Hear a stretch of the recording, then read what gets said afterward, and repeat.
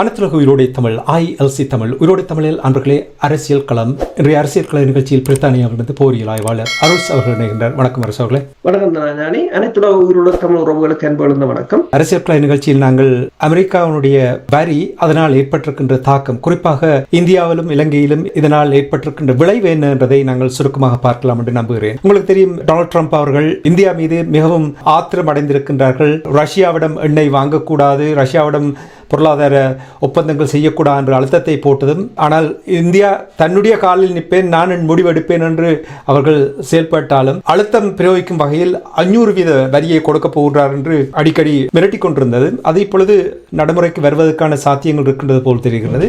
India அதற்கான தயார்படுத்துகின்ற ஒரு நிலைமையை பார்க்கக்கூடியதாக இருக்கின்றது. இது தொடர்பாக நீங்கள் என்ன அறிகிறீர்கள் என்று எங்களுடைய உறவுகளுக்கு முதல் கூறுவீர்களா? உண்மைதான். இந்தியாவுக்கு இன்னொரு பிரச்சனை என்று சொன்னால், இந்தியா இந்த வருடம் பிரிக்ஸ் தலைமை பொறுப்பை ஏற்கிறது. அப்ப பிரிக்ஸ் தலைமை பொறுப்பை ஏற்றால் அவர்கள் டிஜிட்டல் கரன்சியாக செய்யலாம் என்று, டிஜிட்டல் கரன்சியை முன்னோக்கி கொண்டு வர வேண்டும் என்று சொல்லி, ஏற்கனவே பிரிக்ஸ்ல இருக்கின்ற நாடுகள் 74% வர்த்தகத்தை டாலரை தவிர்த்து தான் செய்கிறது. அப்ப பிரிக்ஸ் வங்கியும் பிரிக்ஸ் நாணயமும் உங்களுக்கு தெரியும், நினைக்கிறேன் 2 வருடங்களுக்கு முதல் ரஷ்ய அதிபர் பிரிக்ஸ் நாணயம் என்று ஒரு தாளை கையில் வைத்துக் கொண்டிருந்தார். அப்பவே பெரிய பிரச்சனை கிளம்பிவிட்டது. அப்ப பிரிக்ஸ் அது ஒரு மிகப்பெரிய ஒரு அமைப்பாக வந்து கொண்டிருப்பதால் அது இலகுவாக டாலரை தள்ளி விட்டுவிடும். அப்ப ட்ரம்ப் கூறினவர் என்னென்றால், அதாவது பிரிக்ஸ்ல இணைந்து டாலருக்கு எதிராக செய்தால் எல்லோருக்கும் 500% வரி, 1000% வரி விதிப்பேன் என்றெல்லாம் மிரட்டி கொண்டிருந்தார். இப்போது இந்தியா தலைமை பொறுப்பை ஏற்றிருக்கிறது. அப்ப இந்தியாவுக்கான அழுத்தத்தின் ஊடாக பிரிக்ஸை உடைக்க வேண்டும் என்பதில் அமெரிக்கா முழுமையாக நிற்கிறார். இப்ப இந்த முறை இந்தியாவுக்கு மிகப்பெரிய ஒரு கடுமையான அழுத்தங்களாகத்தான் இருக்கும். எனவேதான் இந்தியா இப்போது வெவ்வேறு நாடுகளை நாடிக்கொண்டிருக்கிறது. உதாரணமாக நீங்கள் பார்த்தீர்கள் என்று சொன்னால், UAE அரசர் போயிருந்தார் அண்மையில். இந்தியாவுடன் வர்த்தக உடன்பாட்டை மேற்கொண்டதாகவெல்லாம் கூறியிருந்தார்கள். ஆனால் அவர் வந்தது ஒரு 4 மணத்தியாலும் இடைத்தங்கலாக வந்தாரே என்றதும் அதை இந்தியா பெருப்பித்ததாகவும் கூட கூறப்படுகிறது. ஆனால் இலங்கைக்கு அந்த வரிகள் பிரச்சனை இல்லை. எனவேதான் இலங்கையை நோக்கி இப்போது படையெடுக்கிறார்கள். கடந்த வாரம் நாங்கள் பேசியிருந்தோம், இந்தியாவின் திருப்பூர்ல இருக்கிற ஆடை தொழிற்சாலை இலங்கைக்கு வரலாம் என்று. ஏனென்றால் இலங்கையில இருந்து அது 500% வரி என்று சொன்னால் இந்தியாவில் அது கட்டுப்படியாகாது. ஏற்கனவே அவர்களுக்கு பெரிய பிரச்சனையாகத்தான் இருக்கின்றது. ஓடர்ஸ் எல்லாம் குறைஞ்சு கொண்டு வந்துட்டது என்று அவர்கள் கூறுகிறார்கள். அப்ப அதே போல இப்ப உங்களுக்கு தெரியும், இந்த வேர்ல்ட் எக்கனாமிக் போரத்துல ஹரணி இலங்கையின் பிரதமர் போயிருக்கின்றார். அவர் அங்கு போய் இடத்துல பலரை சந்தித்திருக்கிறார். இலங்கைக்கும் இப்போது பொருளாதாரம் முன்னுக்கு வர வேண்டும், அதுதான் இலங்கைக்குரிய முக்கிய காரணம். எனவேதான் அனுரகுமார திசாநாயக்கா பொங்கலுக்கு யாழ்ப்பாணத்திலேயே இருந்தது 2 நாள் முகாமிட்டே அதுக்குத்தான். அப்ப மத்திய அங்க சுவிட்சர்லாந்துல வச்சு ஹரணியுடன் இந்தியாவின் மத்திய பிரதேசத்தை சேர்ந்தவர்கள் வர்த்தகர்கள் கதைத்திருக்கிறார்கள். இந்த ஜோன் கீல்ஸ் என்ற இலங்கையின் நிறுவனம், அதுதான் BYD ஒரு முகவராகவும் இருக்கின்றது சீனாவின். அந்த நிறுவனத்தின் ஊடாக டூரிசம், ஃபுட் ப்ராசஸிங், ஹாஸ்பிட்டாலிட்டி போன்ற இடங்களில் அவர்கள் முதலீடு செய்வதற்கு வழியை தேடுகிறார்கள். அதே நேரம் லக்சம்பர்க்கும் இலங்கையில் ஒரு மிகப்பெரிய ஒரு ஆடம்பர விடுதியை அமைக்கப் போவதாக அங்கு சுவிட்சர்லாந்தில் வைத்து கரணியுடன் பேசியிருக்கிறார்கள் என்று கூறப்படுகிறது. இப்ப இலங்கைக்கு ஒரு நல்லொரு வாய்ப்பாகத்தான் இருக்கின்றது. சீனாவின் வெளிவார அமைச்சரும் அண்மையில் இடைத்தங்கலாக சென்றிருந்தார். என்னென்று சொன்னால், அந்த சுத்திகரிப்பை, அதாவது இலங்கையில் அம்பாந்தோட்டை சுத்திகரிப்பு நிலையத்தை விரைவாக ஏற்படுத்த வேண்டும் என்று சொல்லி. ஏனென்றால் சீனா மீதான தடைகள் வரும்போது ப்ராசஸிங் இலங்கையில செய்து இலங்கையில இருந்து ஏற்றுமதி செய்யலாம் என்று.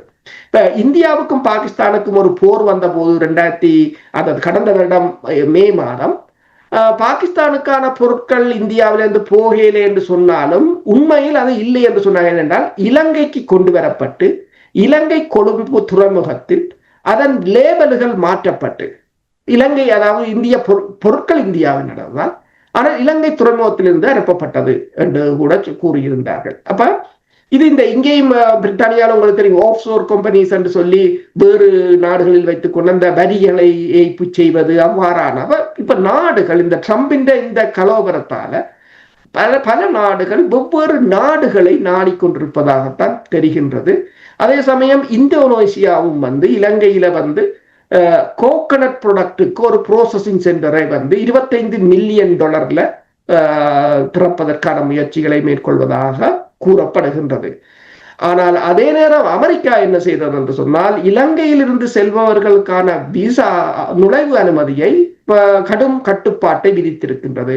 அவர்கள் வேலை செய்ய முடியாது, குற்றம் செய்தால் திருப்பி அனுப்பப்படுவார்கள், அங்கு நிரந்தரமாக தங்க முடியாது என்றெல்லாம். ஏனென்று சொன்னால், இந்தியாவுக்கான H1B விசா நிறுத்தப்பட்டதால் இந்தியர்கள் இலங்கையின் ஊடாக அமெரிக்காவுக்கு செல்லலாம் என்ற ஒரு பிரச்சனையும் இருக்கின்றது. இலங்கையை ஒரு இடைத்தங்கலாக இவர்கள் எல்லாரும் பயன்படுத்தலாம் என்பதால் அமெரிக்கா அந்த இதை கொண்டு வந்திருக்கின்றது. இந்த குழப்பத்தை ஏற்படுத்தி இருக்கிறது, ஏற்றுமதி இறக்குமதிக்கு குழப்பத்தை ஏற்படுத்தி இருக்கிறது இது அமெரிக்காவுக்கு எவ்வளவு தாக்கத்தை ஏற்படுத்தும் பொருளாதார ரீதியாக? உண்மையில் அமெரிக்காவுக்கு மிகப்பெரிய தாக்கத்தை தான் ஏற்படுத்தும். ஆனால் அமெரிக்க அதிபர் இந்த முறை வரும்போது மிகப்பெரிய ஒரு ஃபைல்களை தூக்கி கொண்டு வந்தார் ஊடக சந்திப்புக்கு. அப்ப எல்லோரும் ஏன் ஃபைல்கள், இது ஒரு வருஷத்துக்குள்ள தான் செய்ததை உண்மைதான். இப்ப நாங்கள் போன முறை காய்ச்சிருந்தோம் அரசு ஒரு வருஷம் முடிஞ்சது, ஆக்களையே காணேன். ஆனால் ட்ரம்ப் இந்த ஃபைலை கொண்டு வந்து எல்லாம் சொல்ல உண்மை அவர் கூறுகிறார் என்றால், பெட்ரோல் விலை இவ்வளவுக்கு என்ன வெனிசுலா பிடிச்சாச்சு $10 கீழே வந்துட்டு கேஸ், வேலை வாய்ப்பு இவ்வளவுக்கு குறை தரவுகளை சொல்லுகிறார். பங்கு சந்தை 52 புள்ளியில இருக்குது, நான் வரைக்கும் அவ்வளவுக்கு இல்ல. சரி, தரவுகளை சொன்னால் எவ்வளவு நேர்மையாக செய்தது, எவ்வளவு கள்ளத்தனமாக செய்தது, அதை சொல்லுங்கள். அவர் என்ன சொல்லுகிறார்? நோர்வே அதிபருக்கு அவர் ஒரு கடிதம் எழுதியிருந்தார். என்ன எழுதியிருந்தார்? நான் 8 போரை நிறுத்தினேன், நீங்கள் எனக்கு அமைதி பரிசை தரவில்லை, இனி நான் அமைதியை பற்றி சிந்திக்க தேவையில்லை, அமெரிக்க மக்களை மட்டுமே சிந்திப்பேன். முடிஞ்சது.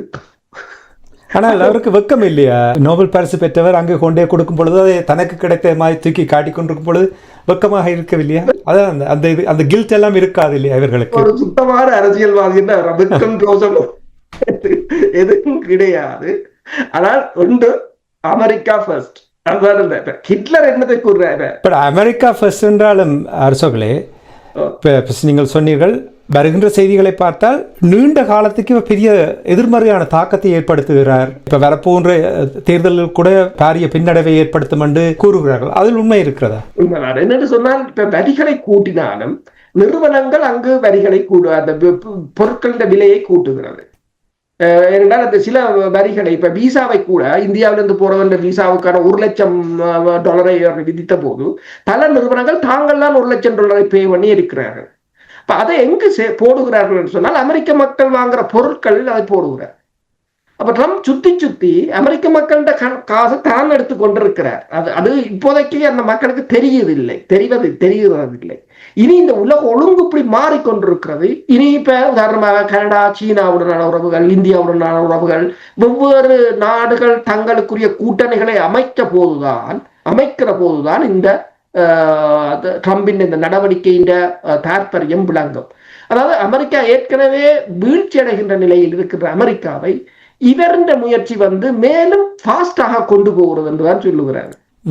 வேகமாக கொண்டு போய் முடக்க போகின்ற என்று கூறுகிறீர்கள். சரி, சுருக்கமாக இலங்கை தீவில் இந்தியா சில தயாரிப்புகளை அங்கே செய்ய போகிறார்கள். இனி இந்தோனேஷியா நீங்கள் தொடர்பாக கூறும் பொழுது அந்த நாடுகளுக்கு பொருளாதாரம் தொடர்பாக என்ன நிலைமை? இப்போ இலங்கைக்கும் என்ன மாதிரியான நிலைமை இருக்கின்றது, இந்தியாவுக்கும் என்ன நிலைமை இருக்கிறது, இந்தோனேஷியா போன்ற நாடுகளுக்கும் என்ன நிலைமை என்றதையும் கூறுங்கள்.